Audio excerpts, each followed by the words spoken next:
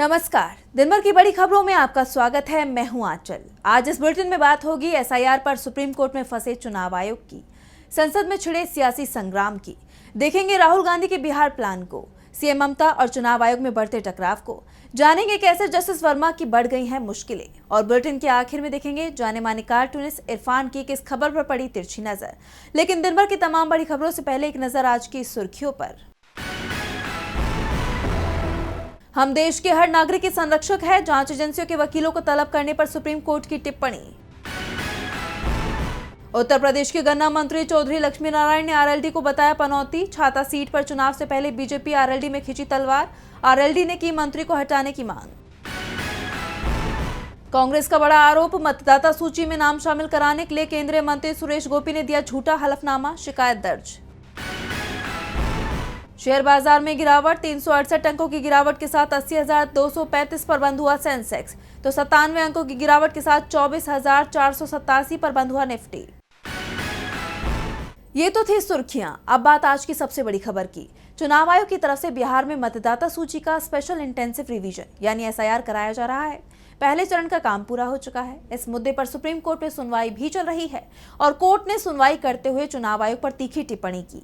चुनाव आयोग को नियम और कायदे बताए, तो क्या कुछ कहा सुप्रीम कोर्ट ने, देखिए इस रिपोर्ट में। बिहार में एसआईआर को लेकर सुप्रीम कोर्ट में जस्टिस सूर्यकांत और जस्टिस बागची की पीठ में सुनवाई हुई, जिसमें सुनवाई में चुनाव आयोग से तीखे सवाल किए गए।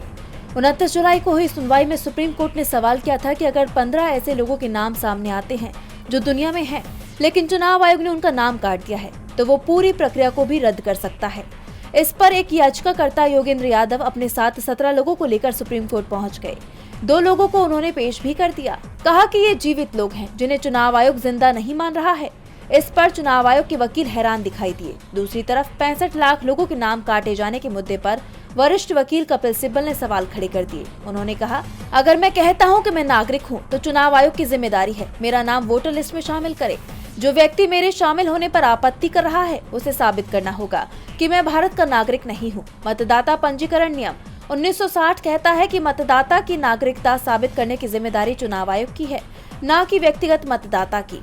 सिब्बल की इस दलील को सुप्रीम कोर्ट ने भी माना। अभिषेक मनु सिंघवी ने कहा कि चुनाव आयोग ऐसी व्यवस्था नहीं बना सकता जहां 5 करोड़ लोगों की नागरिकता पर संदेह पैदा हो जाए। सिंघवी ने कहा कि सभी राज्यों में न्यायाधिकरण नहीं है।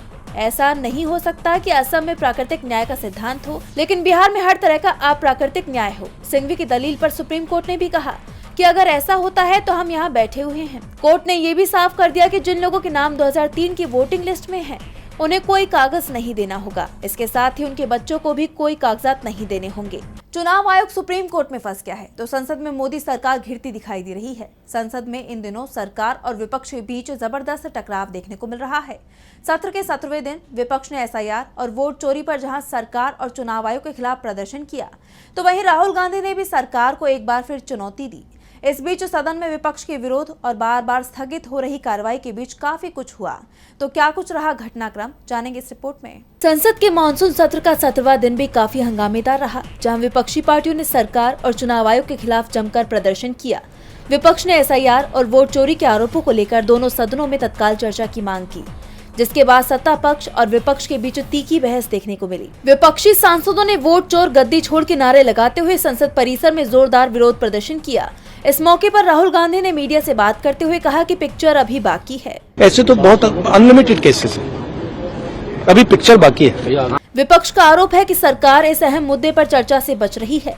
इसी को लेकर राज्यसभा में विपक्ष के नेता मल्लिकार्जुन खड़गे ने भी कहा कि हमारी मांग है कि एसआईआर पर चर्चा हो, लेकिन बीजेपी सरकार चर्चा से भाग रही है। विपक्ष चाहता है कि सदन चले, लेकिन बीजेपी सरकार सदन नहीं चलने दे रही है। ये वोट चोरी की सरकार है। इन सब के बीच लोकसभा स्पीकर ओम बिरला ने जस्टिस यशवंत वर्मा के खिलाफ लगे आरोपों की जांच के लिए 3 सदस्यीय समिति का गठन किया। स्पीकर ने बताया कि समिति जल्द से जल्द अपनी रिपोर्ट प्रस्तुत करेगी। उधर एक साथ लोकसभा और राज्य विधानसभा चुनाव कराने के प्रावधानों पर विचार कर रही संसदीय समिति का कार्यकाल शीतकालीन सत्र के अंतिम सप्ताह तक बढ़ा दिया गया। इन सबके बीच लोकसभा में सरकार ने भारतीय बंदरगाह बिल 2025 पारित कर दिया। इस दौरान सदन का माहौल लगातार गरमाया रहा। अब संसद सत्र के 18वें दिन क्या होता है, ये देखना होगा। संसद में आगे क्या होता है, इस पर सबकी नजरें हैं। तो निगाहें राहुल गांधी के बिहार दौरे पर भी टिकी हुई हैं। कांग्रेस सांसद राहुल गांधी ने अपनी बिहार यात्रा का ऐलान कर एनडीए सरकार की टेंशन बढ़ा दी है। इस दौरान राहुल लगातार बिहार की कई सीटों का दौरा कर जनता से संपर्क साधेंगे। तो कब से शुरू हो रही है राहुल की बिहार यात्रा, जानेंगे इस रिपोर्ट में। एसआईआर और वोट चोरी को लेकर विपक्ष जहां एक तरफ कांग्रेस सांसद राहुल गांधी के नेतृत्व में चुनाव आयोग और मोदी सरकार को घेरने में लगा है, तो वहीं दूसरी तरफ बिहार चुनाव की कवायद भी तेज होती जा रही है। अब राहुल गांधी 17 अगस्त से बिहार में अपनी सबसे बड़ी वोट अधिकार यात्रा शुरू करने जा रहे हैं, जिसे लेकर एनडीए सरकार की नींद उड़ गई है। इस यात्रा का मकसद राज्य की 50 विधानसभा सीटों पर महागठबंधन के लिए माहौल तैयार करना है। ये यात्रा न सिर्फ बिहार के 23 जिलों को कवर करेगी, बल्कि 2020 के चुनावों में महागठबंधन की जीती गई 23 सीटों और कांग्रेस की जीती हुई 8 सीटों पर भी फोकस करेगी। राहुल की यात्रा की तारीख का ऐलान होते ही बिहार का सियासी पारा हाई हो गया है।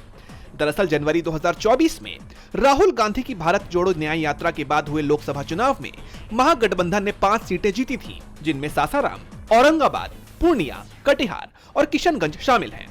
इन क्षेत्रों में विधानसभा की 30 सीटें आती हैं, जहां कांग्रेस ने अपना दमखम दिखाया था। अब 50 सीटों पर फोकस करना उसकी इसी रणनीति का विस्तार है।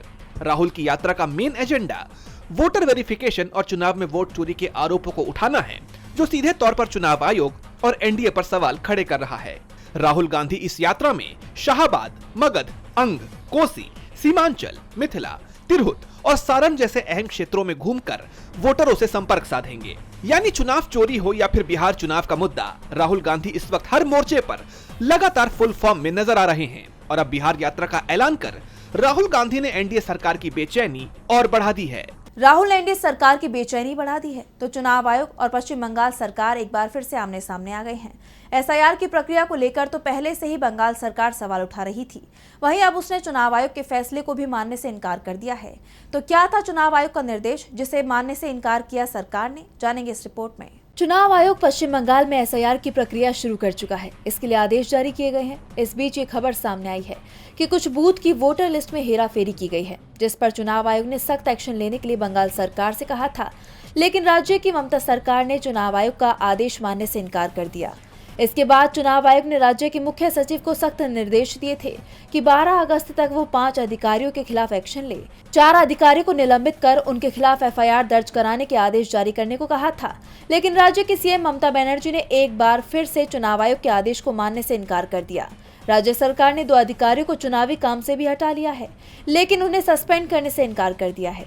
राज्य के मुख्य सचिव मनोज पंत ने इसे लेकर चुनाव आयोग को सूचना भी दे दी है और कहा है कि ईमानदार अधिकारियों को कठोर सजा नहीं दी जानी चाहिए। राज्य की सीएम ममता बनर्जी ने भी चुनाव आयोग के निर्देश की वैधता पर सवाल उठाए हैं। उन्होंने बीजेपी पर आयोग का इस्तेमाल राज्य सरकार के अधिकारियों को डराने के लिए करने का आरोप लगाया है। ममता ने कहा कि वो संबंधित अधिकारियों को निलंबित नहीं करेंगी। बंगाल में आचार संहिता लागू नहीं हुई है, ऐसे में चुनाव आयोग राज्य सरकार को मजबूर नहीं कर सकता। बता दें कि चुनाव आयोग ने 5 अगस्त को 4 अधिकारियों, पश्चिम बंगाल में 2 निर्वाचक पंजीकरण अधिकारी और 2 सहायक निर्वाचक पंजीकरण अधिकारी, इन पर दक्षिण 24 परगना और पूर्व मेदिनीपुर जिले के बरुईपुर पूर्व और मोइना विधानसभा क्षेत्रों में मतदाता सूची तैयार करते समय कथित रूप से अनियमितताएं करने का आरोप था। चुनाव आयोग और बंगाल सरकार के बीच टकराव बढ़ता जा रहा है, तो जस्टिस यशवंत वर्मा भी मुश्किलों में घिर गए हैं। जस्टिस वर्मा के खिलाफ महाभियोग प्रस्ताव को लोकसभा स्पीकर ने मंजूरी दे दी है, जिसके बाद उनके महाभियोग को लेकर कवायद एक कदम आगे बढ़ गई है। स्पीकर ने इसे लेकर एक कमेटी के गठन का ऐलान भी किया है, जिसके बाद जस्टिस वर्मा के खिलाफ महाभियोग का रास्ता साफ हो गया है। तो क्या है पूरा मामला, जानेंगे इस रिपोर्ट में। इलाहाबाद हाईकोर्ट के जस्टिस यशवंत वर्मा की मुश्किलें बढ़ने वाली हैं। कैश बरामदगी मामले में उनके खिलाफ महाभियोग प्रस्ताव को लोकसभा स्पीकर ओम बिरला ने मंजूरी दे दी है। इसकी जानकारी खुद ओम बिरला ने लोकसभा में दी। उन्होंने सदन को बताया कि उन्हें 146 सांसदों के हस्ताक्षरों वाला एक प्रस्ताव मिला है। इन सांसदों में रविशंकर प्रसाद और विपक्ष के नेता भी शामिल हैं। स्पीकर ने कहा कि इस प्रस्ताव में जस्टिस वर्मा को पद से हटाने की मांग की गई है। इस प्रस्ताव को स्वीकार करते हुए स्पीकर ने मामले की जांच के लिए एक 3 सदस्यीय समिति का गठन किया है। इस समिति में सुप्रीम कोर्ट के एक जज, एक हाई कोर्ट के जज और एक कानूनविद शामिल होंगे। इसमें सुप्रीम कोर्ट के न्यायाधीश justice Arvind Kumar, Madras high court के मुख्य न्यायाधीश जस्टिस मनिंदर मोहन और सीनियर एडवोकेट बीवी आचार्य का नाम है। ये समिति जस्टिस वर्मा पर लगे आरोपों की गहराई से जांच करेगी और अपनी रिपोर्ट स्पीकर को सौंपेगी। दरअसल ये मामला 14 मार्च 2025 को जस्टिस यशवंत वर्मा के घर से भारी मात्रा में जली हुई नकदी मिलने से जुड़ा हुआ है। दरअसल संविधान के अनुच्छेद 124(4) के तहत किसी भी जज को पद से हटाने की प्रक्रिया बहुत जटिल होती है।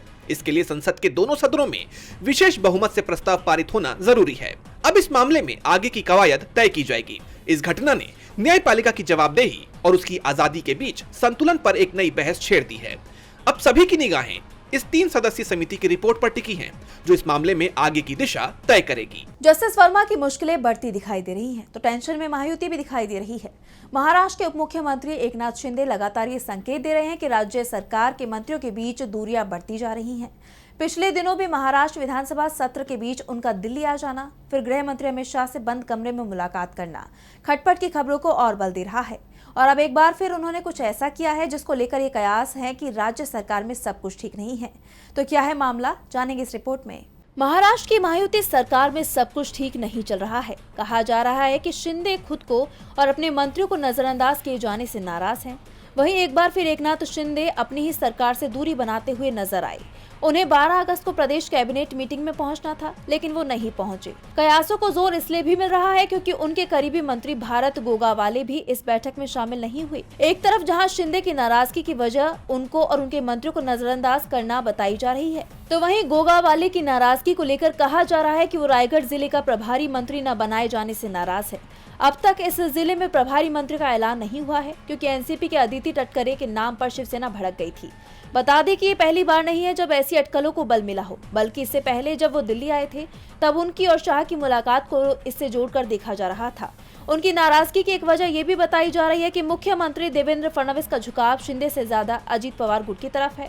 हालांकि इस पर शिंदे की तरफ से कोई भी आधिकारिक बयान नहीं दिया गया है, लेकिन ये सवाल जरूर उठ रहे हैं कि क्या महायुति में सब कुछ ठीक है। सवाल उठ रहे हैं कि क्या महायुति बिखरने वाला है। एनडीए में टेंशन दिख रही है तो दिल्ली के वाहन मालिकों की टेंशन कम होती दिखाई दे रही है। दिल्ली एनसीआर में एक और 1.5 दशक पुरानी गाड़ियों के मालिकों को सुप्रीम कोर्ट से राहत मिली है।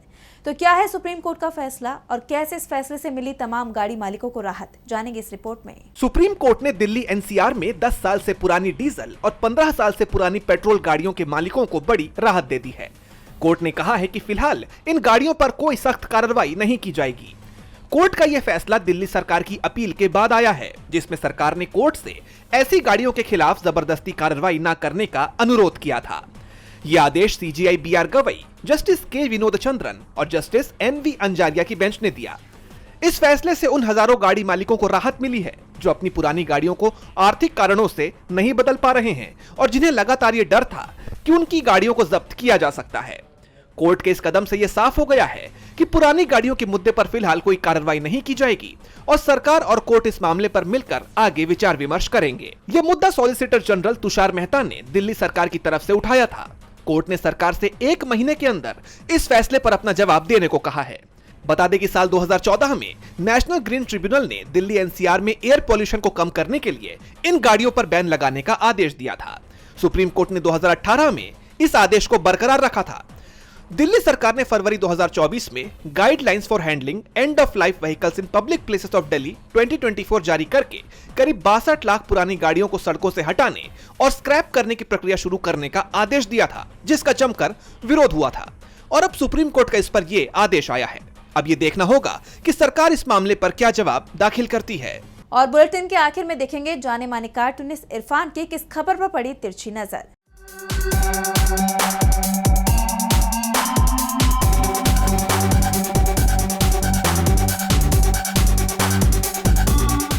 दुनिया का सबसे क्रूरतम देश इजराइल इस समय बड़ा तिलमिला रहा है। प्रियंका गांधी ने कह दिया है कि इजराइल एक हत्यारा देश है जिसने 60,000 लोगों की हत्या की है और जिसमें 18,000 से ज़्यादा बच्चे हैं। उन्होंने वहाँ पर मारे गए पत्रकारों के ऊपर भी, हत्याओं के ऊपर भी टिप्पणी की है। आखिर क्या था, इजराइल के जो भारत में राजदूत हैं उन्होंने पलटवार किया और कहा कि प्रियंका गांधी को अपनी ढकोसलेबाजी बंद करनी चाहिए। ये वही देश है जिसने एक भूखी माँ को, जब वो बच्चे के लिए, भूखे बच्चे को खाना लेने के लिए गई तो उसी के सामने, भूखे बच्चे के सामने उसकी माँ को गोली मार दी। इस तरह की बहुत सारी वारदातें, बहुत सारी घटनाएं वहाँ पर होती रही हैं। कायदे से भारत सरकार को इजराइल के राजदूत की भाषा के ऊपर एक संज्ञान लेना चाहिए, क्योंकि जो पार्टी ये बात करती है कि राष्ट्र सर्वोपरि है, तो राष्ट्र की एक बड़ी पार्टी की बड़ी नेता के ऊपर इस तरह की टिप्पणी करना दूसरे राष्ट्र के राजदूत के द्वारा क्या उचित है, इस पर ध्यान देना चाहिए।